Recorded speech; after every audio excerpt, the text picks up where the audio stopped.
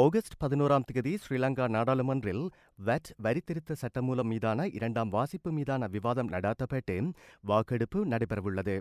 இதன் மூலம் வட் வரி அதிகரிப்புக்கு எதிராக உச்சநீதிமன்றம் அளித்த தீர்ப்பையும் மீறி மக்களுக்கு பாதிப்பை ஏற்படுத்தக்கூடிய அனைத்து நடவடிக்கைகளையும் சட்டமாக்க தற்போதைய தேசிய அரசாங்கம் சதித்திட்டம் தீட்டியுள்ளதாக முன்னாள் ஜனாதிபதி மஹிந்த ராஜபக்ஷ குற்றம் சாட்டியுள்ளார்.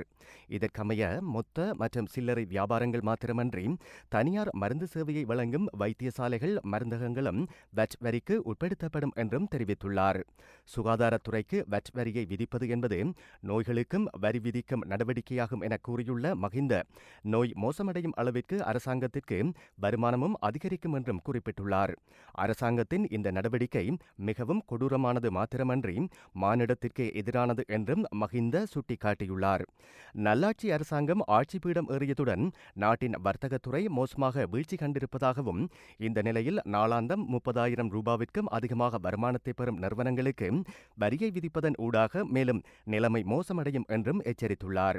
இதனால் மக்களுக்கு சலுகைகளை வழங்குவதாக கூறி ஆட்சி பீடம் ஏறிய தற்போதைய அரசாங்கம் எதிர்வரும் 11ஆம் தேதி நாடாளுமன்றில் நிறைவேற்ற திட்டமிட்டிருக்கும் வட் வரி திருத்த சட்ட மூலத்திற்கு எதிராக மக்கள் பிரதிநிதிகளான நாடாளுமன்ற உறுப்பினர்கள் அனைவரும் ஒட்டுமொத்தமாக எதிர்க்க வேண்டும் என்றும் மஹிந்த ராஜபக்ஷ கோரிக்கை விடுத்துள்ளார்.